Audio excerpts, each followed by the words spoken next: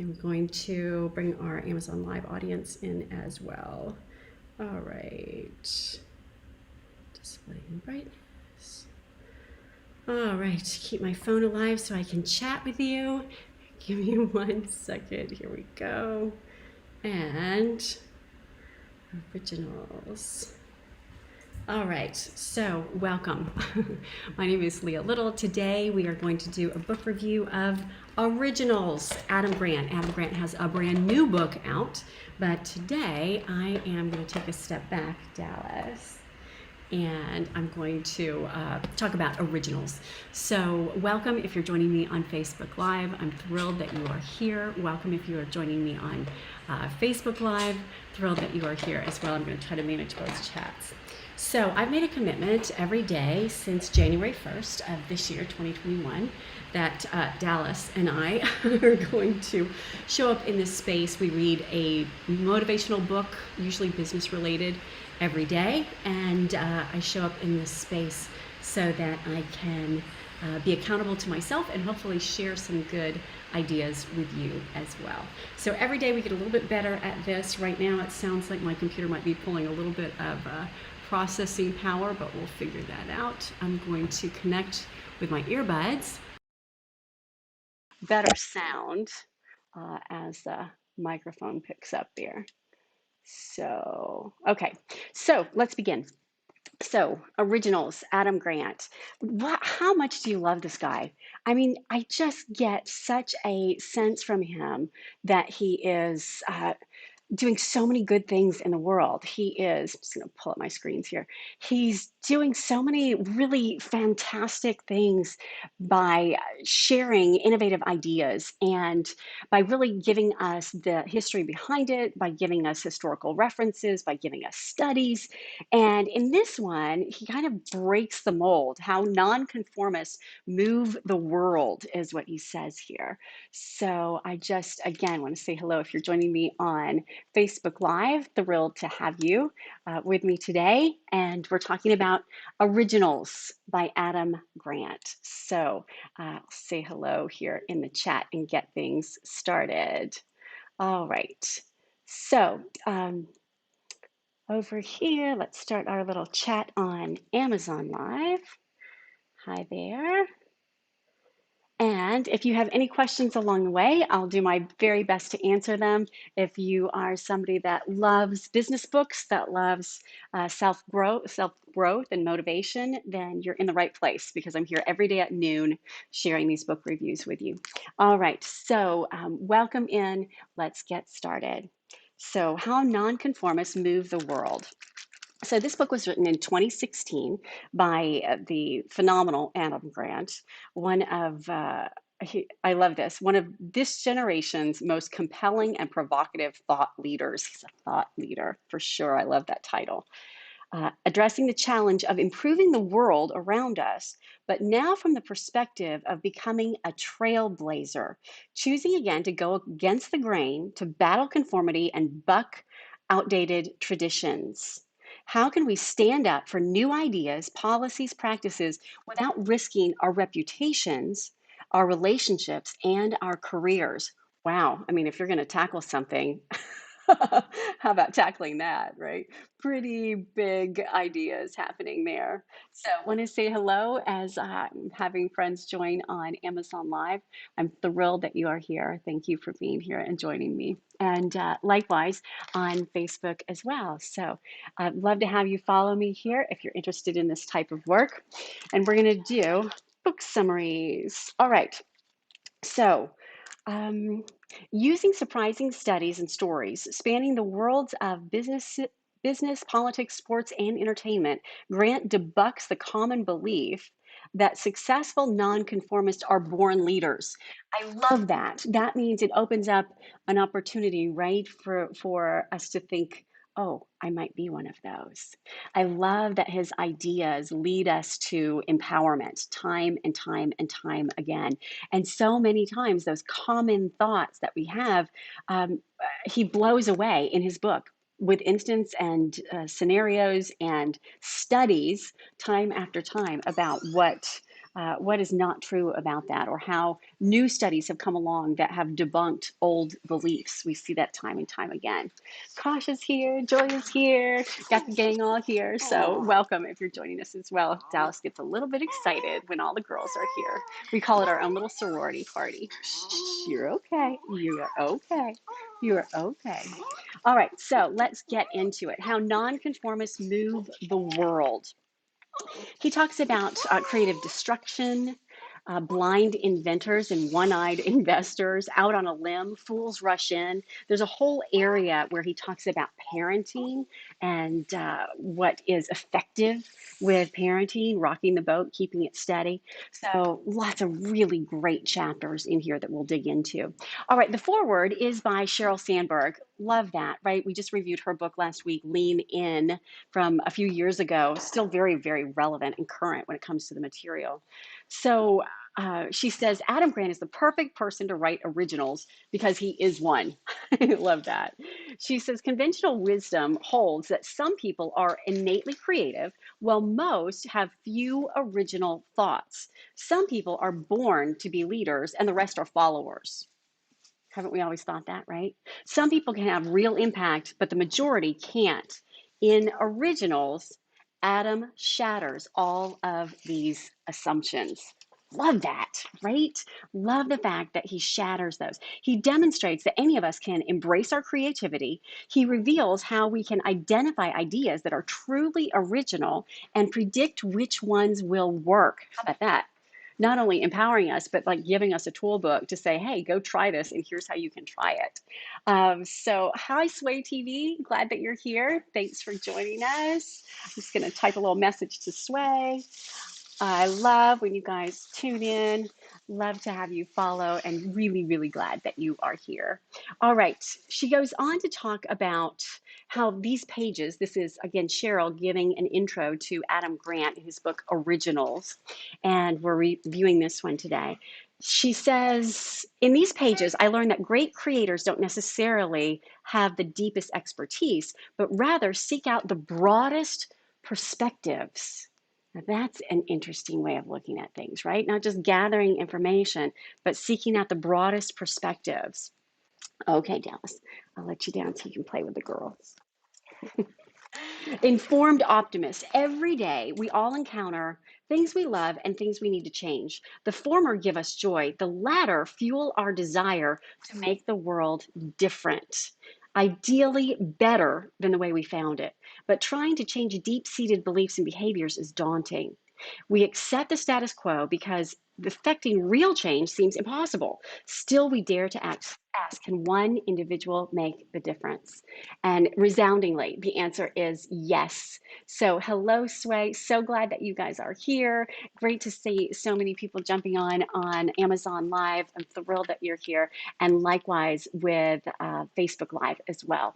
I love that you're here. So many just joining me daily, which I really appreciate. Evan, Tim, thank you for being here again today at noon. We're talking about Originals, Adam Grant's book, one of the precursors to his newest book that is out just this last week. All right, so great introduction that Sheryl Sandberg gives to Adam Grant in the positioning of this book, The Originals. Creative destruction.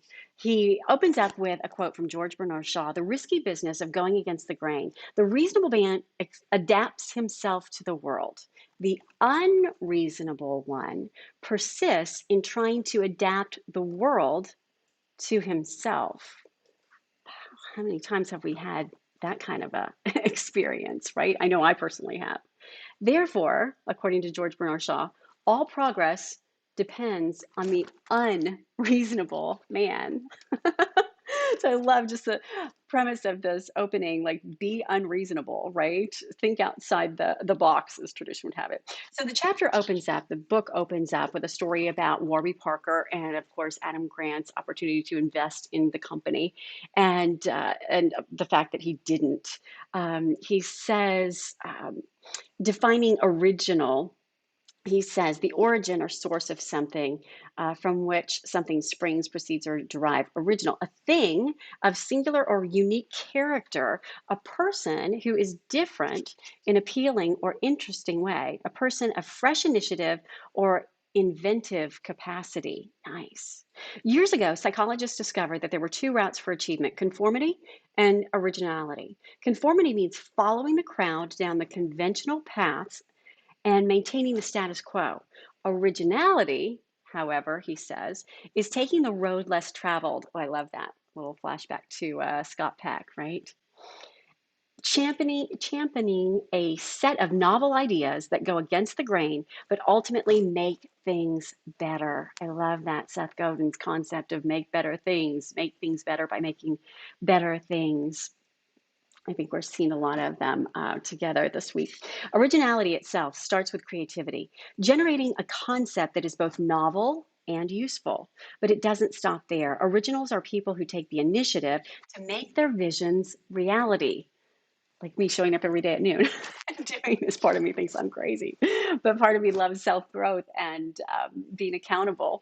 And I'm really thankful that you are here joining me to do this as well, and thankful that you're joining me on Facebook Live. Want to also say hello to our YouTube audience that is new today. So super grateful that you're joining us on YouTube as well. So every day at noon Eastern, I'm doing book reviews. Today is Originals by Adam Grant. All right. Originality itself starts with creativity, generating a concept that is both novel and useful. We were just talking about this. This book is about how we can all become more original. Love it. Who wouldn't want to read that? Finding the faults in defaults. He gives an example about, you may have heard this study about Firefox and Chrome and people that were going against the pre-installed versions of their internet site, of their internet search engines. He says it's not the browser itself that causes them to stick around, show up dependably, and succeed. He says rather it signals about their habits. Why are the Firefox and Chrome users more committed and have better performance on every metric? So big study done about the difference in people that use Firefox and Chrome. This is of course a couple years ago, versus the pre-installed versions, right? Like your Mac has the Safari, your Windows has Explorer. He says the obvious answer is that they're more tech savvy, but that wasn't the obvious answer. They did a tech test with them and they were equally technically inclined. So to get Firefox or Chrome, you have to demonstrate some resourcefulness and download a different browser instead of accepting the default. You take a bit of initiative to seek out an option that might be better. And that act of initiative, however tiny, is a window into what you do at work. So think about this as we connect the dots, right? It's about the people that say, okay, here's the status quo, here's what came with it, but then they take that one tiny step farther and say, okay, but what else could that mean? What else could we do with that concept? How could we improve that or make it a little bit better? And, all of us have been kind of beaten back a time or two, especially in a work environment. It's, take your ideas elsewhere, or keep your mouth shut, or give that idea to your boss so that they can escalate it. But he says it's that tiny difference of those who keep taking that initiative, that just keep doing it. So I love that. Great inspiration for the day, right? If you get a good idea, go with it. Go with it. All right. What if? What if came to mind as I'm reading here in the initial chapter, Creative Destruction. The hallmark of originality is rejecting the default and exploring whether a better option exists. The hallmark of originality. What if something could be better? I've spent more than a decade, this of course is Adam Grant from the Originals, I've spent more than a decade studying this, and it turns out to be far less difficult than I expected. I love that. So, what's the starting point? Curiosity. The starting point is curiosity, pondering why the default exists in the first place. We're driven to question defaults when we experience uh, uh, Vujade, the opposite of deja vu. Deja vu occurs when we encounter something new but feels as if we've seen it before. Vujade is the reverse. We face something familiar, but we see it with fresh perspective that enables us to gain new insights to old problems. So, love that. Want to just say hello again as you are joining us on Amazon Live. I love that you're here with me. I really appreciate you showing up and glad to interact if you have book suggestions, if maybe you've read the originals, and glad to know what you think about that. Likewise, if you're joining us on Facebook Live or as well as on YouTube Live there as well. So glad that you're here with me today. All right, so as we move forward, let's talk about the two faces of ambition. He talks about child prodigies, but it turns out that they rarely go on to change the world. Intuitively, this makes sense. We assume that what gifted kids have in book smarts, they lack in street smarts. While they have the intellectual chops, they must lack the social, emotional, and practical skills to function in society. When you look through the evidence, though, this explanation falls short. Less than a quarter of gifted children suffer emotional or social problems. The vast majority are well adjusted, as delightful at a cocktail party as at a spelling bee. So, although child prodigies are often rich, he goes on and on here about child prodigies, which is really an interesting sort of rabbit hole. The drive to succeed and accompanying fear of failure have held back some of the greatest creators and change agents in history. So, in summary, basically, he's saying that sure, there's child prodigies. They might not go on to change the world. A lot of the people that have gone on to change the world are like you and like me, who maybe, were not the most glorified in youth or in childhood, but just stuck with it and thought what if there's a way to make things better? What if there's a way to um, change the world or make better things, maybe even if that's in our own small way. It doesn't have to be in a grandiose sort of idea. So the last time you had an original idea, what did you do with it? The last time you had an original idea, what did you do with it? How about that for a conversation starter? Right? Whether it was an idea related to a personal relationship, whether it's an idea related to a business startup. Love that. The right stuff. To be an original, you need to take radical risks. This idea, this belief is embedded so deeply in our cultural psyche that we rarely even stop to think about it. So he goes on then to say, wait a minute. What if you don't have to be so radical? Think about some of the instances that he gives in the book. The Warby Parker guys already had their jobs waiting for them just in case it didn't work out. Steve Jobs didn't quit his day job for 2 years after conceptualizing some of the hugely progressive technology he came up with. He talks about in a fascinating study, management researchers Joseph Raffi and Jai Fing asked a simple question. When people start a business, are they better off keeping or quitting their day jobs?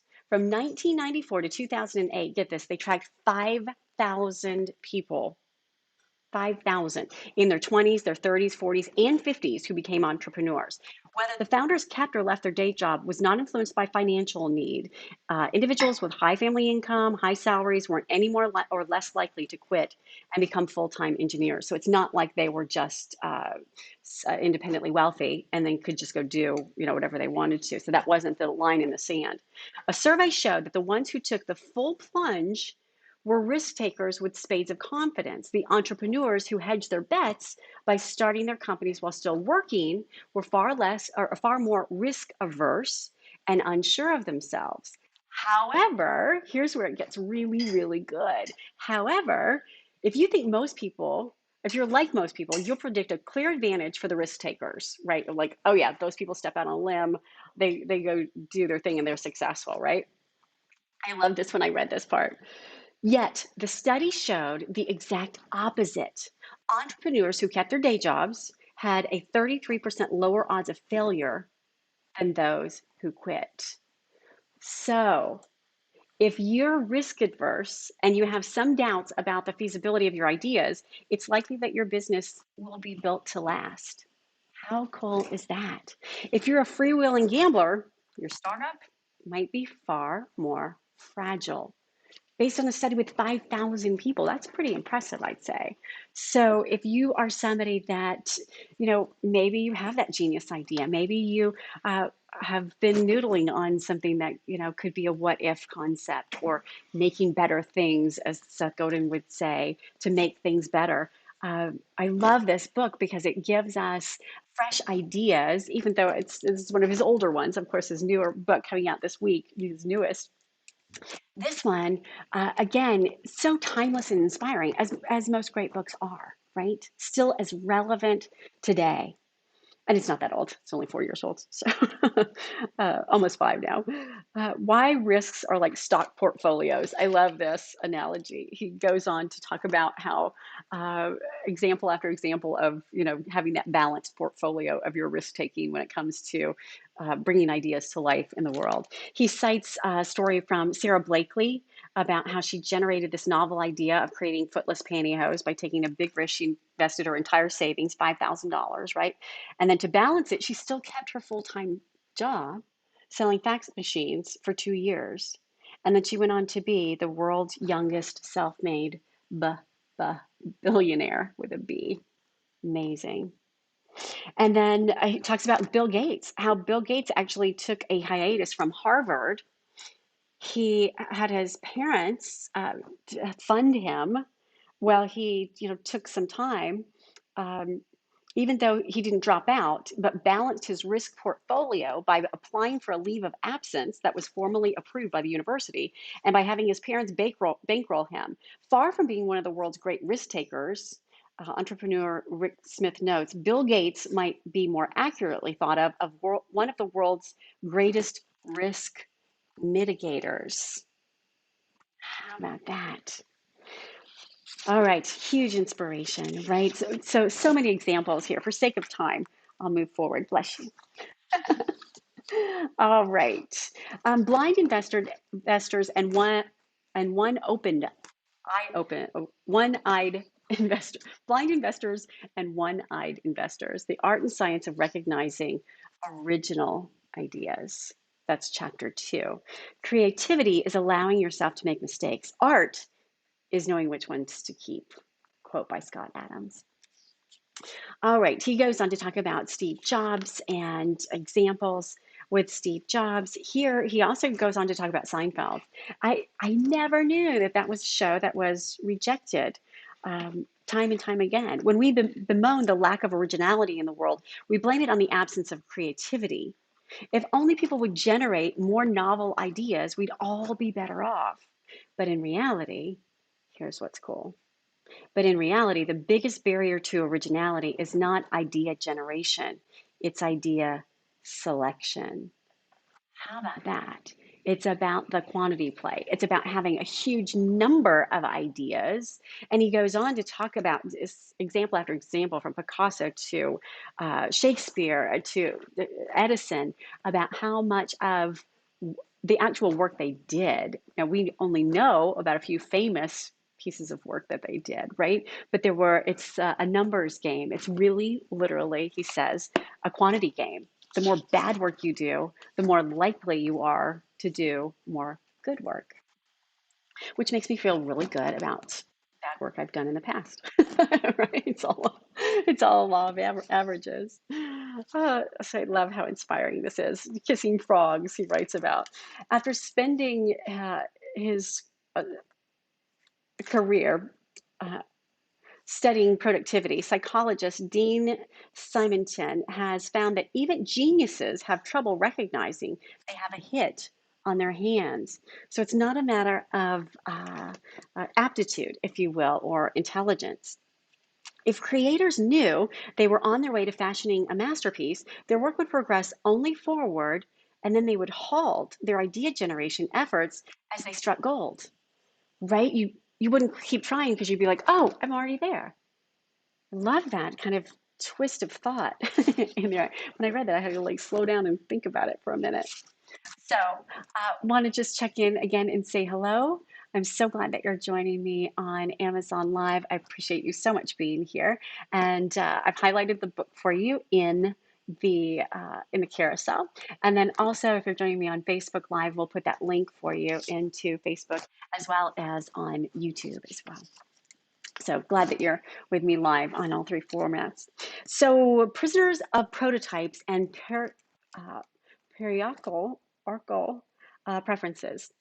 Okay, when the first Seinfeld script was submitted, executives didn't know what to do with it. It was totally unconventional. NBC executive Warren Littlefield said it didn't sound like anything else on television. There was no historical precedent. And then, of course, we all know what Seinfeld has gone on to become in the American lexicon. Instead of attempting to assess our own originality and seeking feedback from managers, we ought to turn more often to our colleagues. The lack of risk-averse managers and test audiences, they're open to seeing the potential in unusual possibilities, which guards against false negatives. At the same time, they have no particular investment in our ideas, which gives them enough distance to offer honest appraisal and projects against false positives. So this evidence helps to explain why many performers enjoy the approval of audiences, but covet the admiration of their peers. And then he goes on to talk about videos that were reviewed of circus performers. And when they were reviewed independently and even um, given an opportunity to purchase or to pay the performers for their work, as a form of entertainment, um, that's where you got really real buy-in, right? But a lot of times, if it was just evaluated by peers or somebody that did that exact same circus act, they might be more critical because they're too close to it to kind of step back and see. So, just a quick summary of his concepts going on there. Then he gives us really interesting push, I feel, to creativity because he says that the more well rounded you are, the more likely it is that you are going to um, have greater possibility. So, what I mean by that is if you are, say, somebody who um, so you're a scientist, but you also are playing a musical instrument and you're composing and you're conducting something, or you are drawn to, maybe you are a teacher, but you're also doing the arts, or you're into crafts or writing poetry or plays. The odds for Nobel Prize winners relative to typical scientists. So look at this. If you're a performer, an amateur actor, dancer, or magician, you're 22 times greater likely to have a Nobel Prize win relative to typical scientists. So really interesting here as he plays the odds and plays the numbers with the chart. Interest in the arts among entrepreneurs, investors, and eminent scientists obviously reflects their curiosity and aptitude. People who are open to new ways of looking at science and business also tend to be fascinated by the expression of ideas and emotion through images, sounds, and words. But it's not just a certain kind of original person that seeks out exposure to the arts. The arts also serve, in turn, as a powerful source of creative insight. I love that, right? And then he goes on to talk about stepping away. If you get into a conundrum and you can't seem to find an answer, he says, go play. I love it. Kind of overlays a bit of some of the spiritual books that we've read over the since January 1st this year, of some of that kind of stepping away, step back, look at the big picture, or just step away and go play and just change the environment, right? Get out of the mindset so that when you come back to it, the answers come to you. He talks about Daniel Kahneman about thinking fast and slow. Intuition operates rapidly based on hot emotions, whereas reason is a slower, cooler process. Intuitive investors are susceptible to getting caught up in an entrepreneur's enthusiasm. Analytical investors are more likely to focus on facts and make cold judgments about the viability of the business. Jobs' intuitive style predisposed him to get swept away by Kamen's passion and the inherently novelty of the technology. And his hubris and inexperience with transportation left him vulnerable to trusting what would eventually be revealed as a false positive. So this was the story of the Segway, which interestingly enough, as the world is changing, who knows where Segway may end up in our lives, given the times that we're living in. All right, corrective lenses for idea selections. He goes on to talk about ideas there. All right, more about Warby Parker and his illustration there and Segway. Then he goes on to talk about Out on a Limb, Chapter 3, Speaking Truth to Power. Great spirits have always encountered opposition from mediocre minds. How's that for a quote from Albert Einstein? He goes on to talk about a CIA analyst, Carmen Medina, and how she realized that there are things that could have been done better when it comes to her job in the CIA. He says, during the course of her career at the CIA, Medina recognized a fundamental problem with communication in the intelligence community. The default system for sharing information was through finished intelligence reports, which were released once a day and difficult to coordinate against agencies. Analysts had no way of sharing insights as they emerged. She proposed something wildly countercultural. Instead of printing reports on sheets of paper, intelligence agencies ought to begin publishing their findings instantaneously and then transmitting them over Interlink and the intelligence community that was their classified internet. So her colleagues quickly shot down her suggestion. Nothing like this had ever been attempted before, but she refused to back down. Under the current system, they could ensure that printed documents reached the designated recipient. That was all they needed to know. So it goes on, and she says she kept voicing her opinions. No one listened. A senior colleague even warned her, be careful what you're saying in these groups, because if you're too honest and say what you really think, it will ruin your career. So she finally was fed up with the lack of respect, and Medina got into a shouting match that forced her to take 3 sick days, and then she started hunting for a new job. When she couldn't find outside work, she ended up in a staff position that took her away from the action, pretty much the only CIA job that she could get. She stayed quiet for a while, but 3 years later, how crazy is that? She stayed quiet, but 3 years later, she decided to speak up again in support of an online system for real-time continuous reporting for agencies. 3 years later, less than a decade later, Carmen Medina played an indispensable role in the creation of a platform called Intellipedia, an internal Wikipedia for intelligence agencies to access one another's knowledge. Love it. She didn't get bitter. She didn't hold back. She just 3 years later, when the opportunity was there, pow, she stayed with it. I love that. Love that. So many great, inspiring stories that are inside of this book. And then he talks about putting your worst foot forward.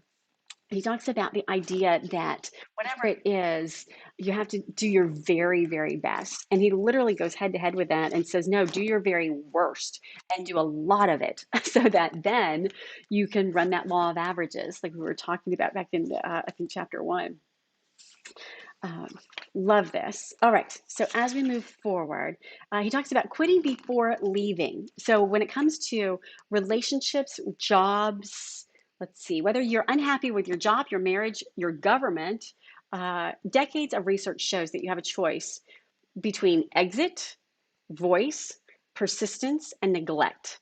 Exit means you're removing yourself from the situation altogether, quitting a miserable job, ending an abusive marriage, or leaving an oppressive country.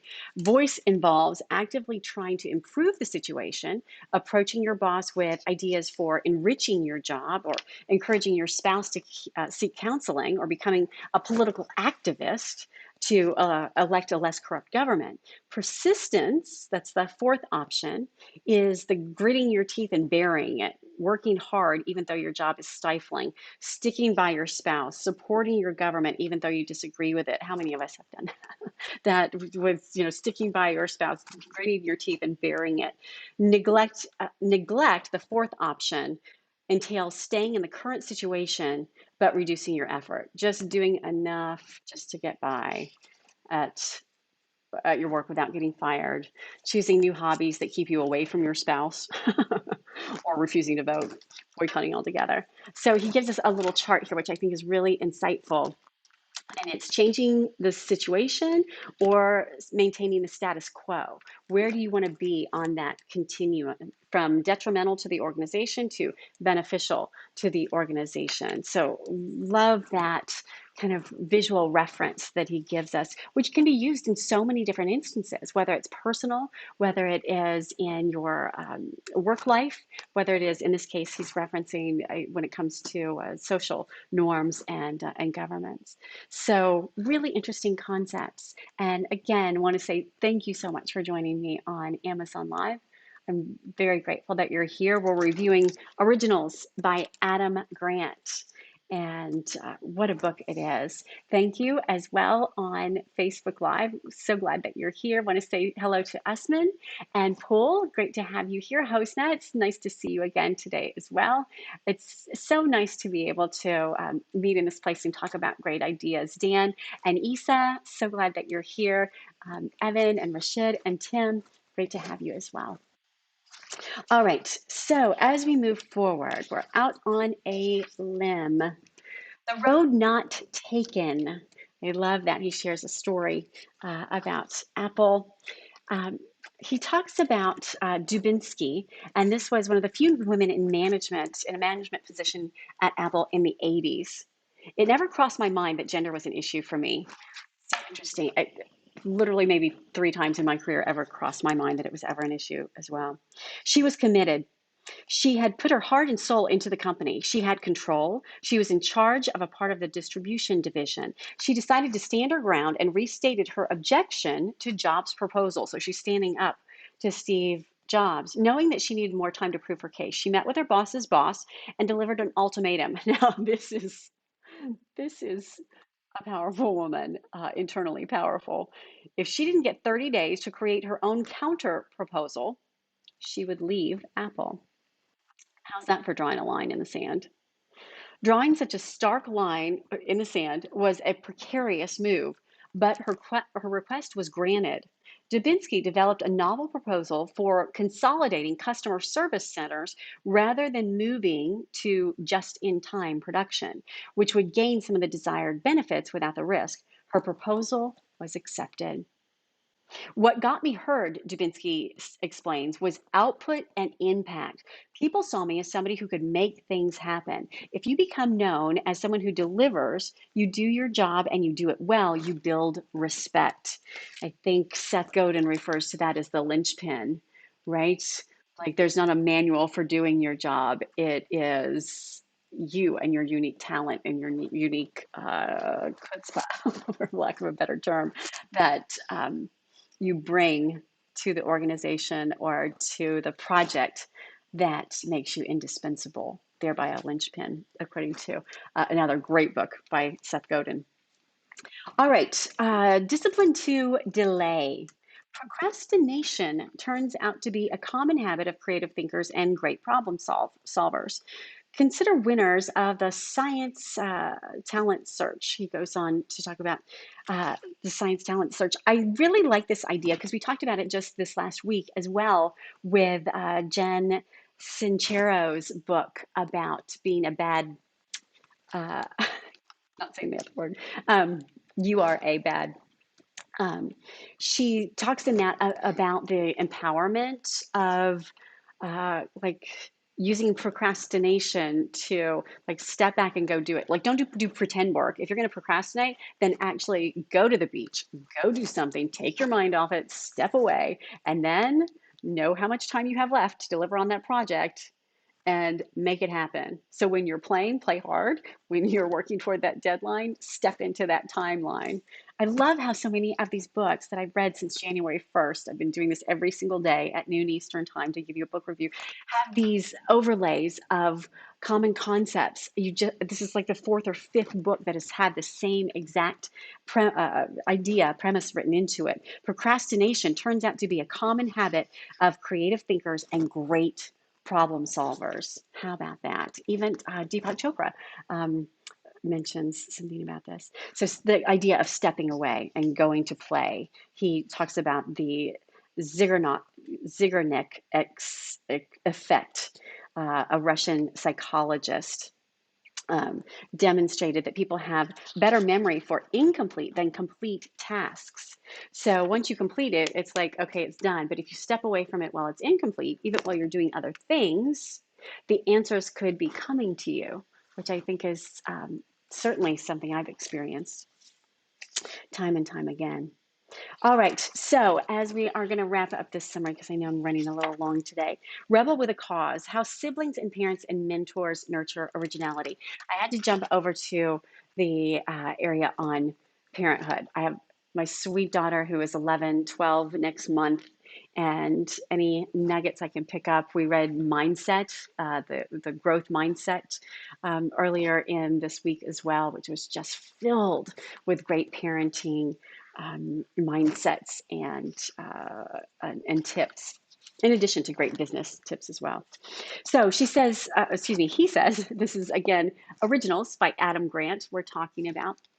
He says, if parents do believe in enforcing a lot of regulations, the way they explain them matters a great deal.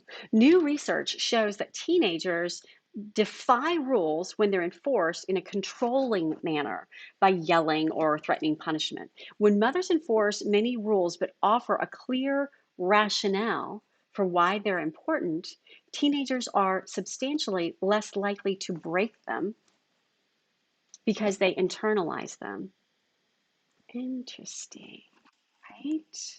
There's a particular kind of explanation that works especially well in enforcing discipline. He talks about highlighting the consequences for others' direct attention to the distress of a person. He goes on to, just in short, guilt is the gift that keeps on giving. She says it helps for children to understand the role that their actions played in causing harm, or it results in guilt. Not that you always need to leverage guilt, as Irma Bombay puts it. Guilt is a gift that keeps on giving. The dual moral emotions of empathy and guilt activate the desire to right wrongs of the past and behave better in the future. Not that it's advocating, I think, guilt parenting, but certainly mentioning it. And then he goes on to say, moral standards. I love this part. Moral standards are forged in part by what parents say after their children do the right thing. The last time you saw a child engage in good behavior, how did you respond? Good job, you did well, good job. That was, think about what you would say. Now, overlap that with, my guess is that you praise the action, not the child. That was really nice. That was so sweet. By complimenting the behavior, you reinforce it so the child will learn to repeat it. Not so fast, says an experiment led by psychologist Joan Grusek. After children shared some marbles with their peers, a number of them were randomly assigned to have their behavior praised.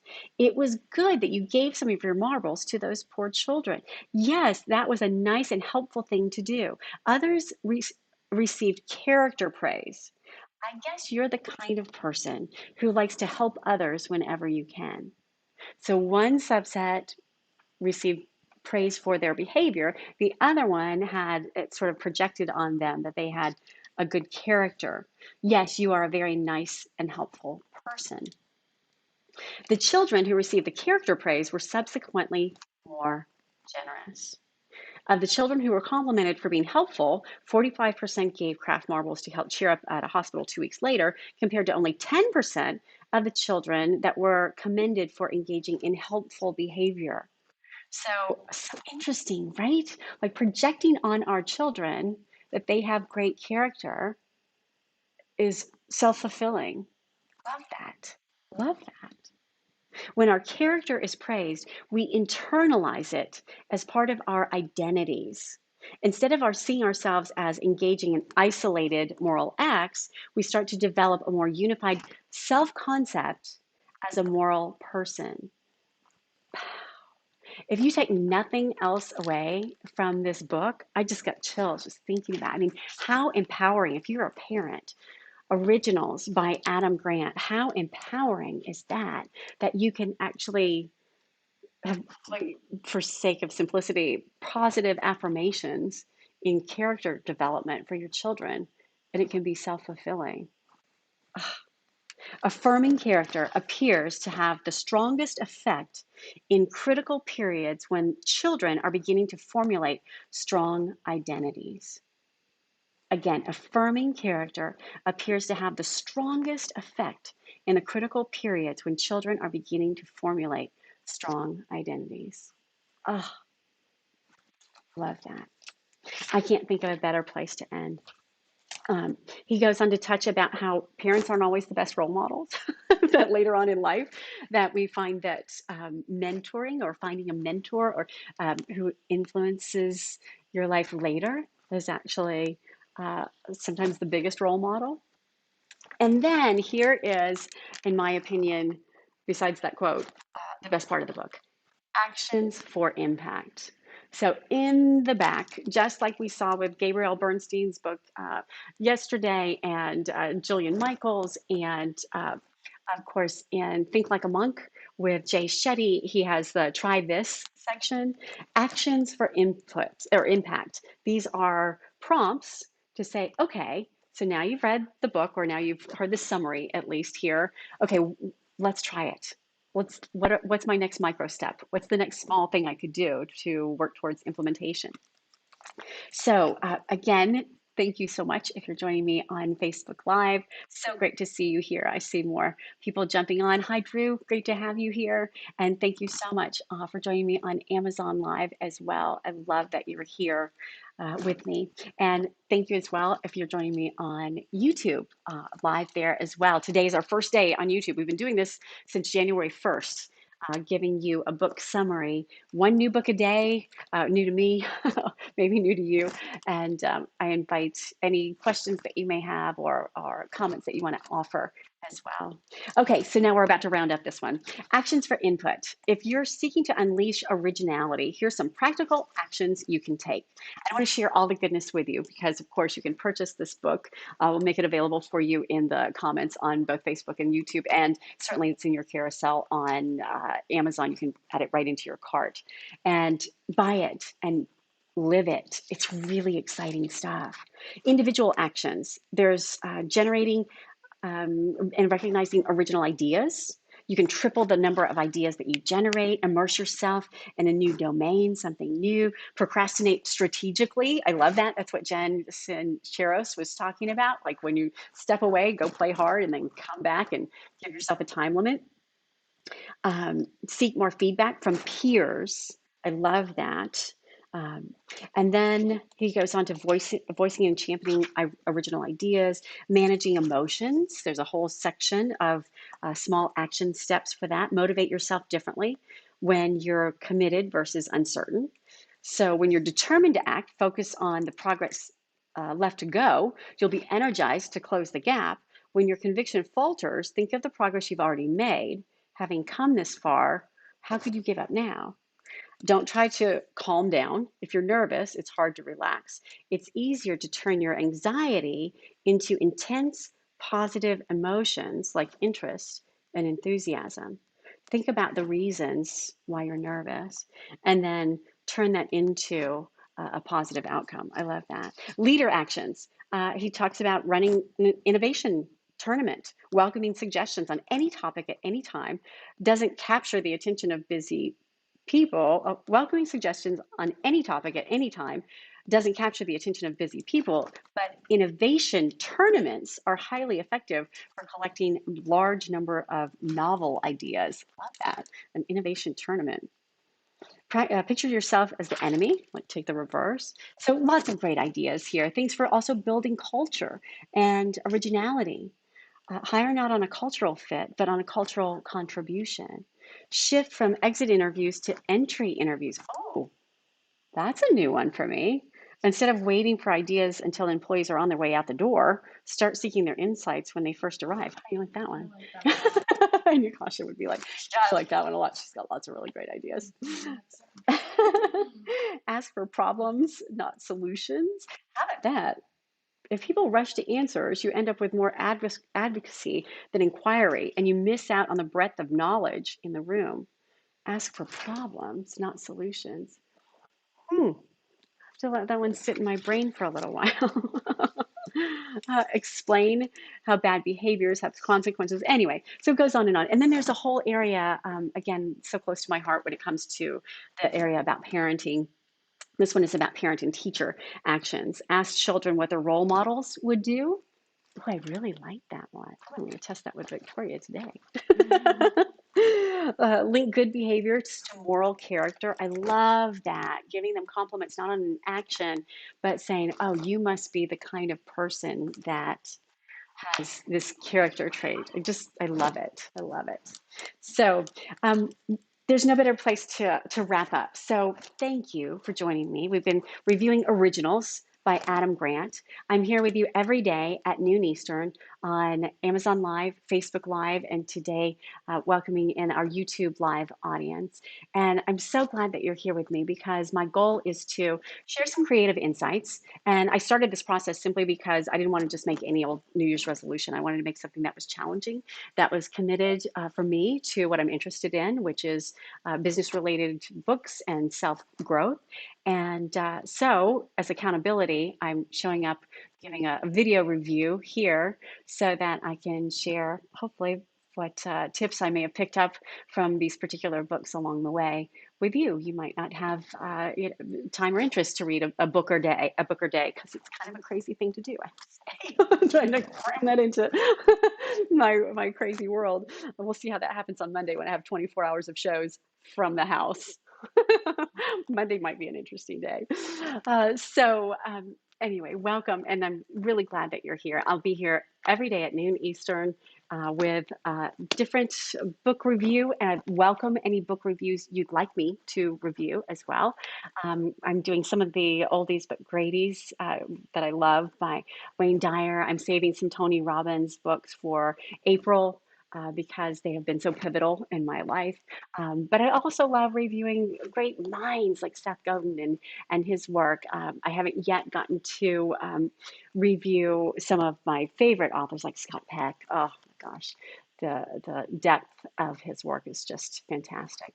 So I'll be here tomorrow, same time, same place, noon Eastern time. This is me personally inviting you to join me each day at noon for a book review. And certainly love to know what you'd like to know about as well. All right, so that concludes today. I'll see you back tomorrow. Please follow me on Amazon, and I will also include the links on Facebook and on YouTube for you to purchase this book as well. The Originals by Adam Grant. Can't wait to read this new one too that just came out this week. All right, we'll see you next time.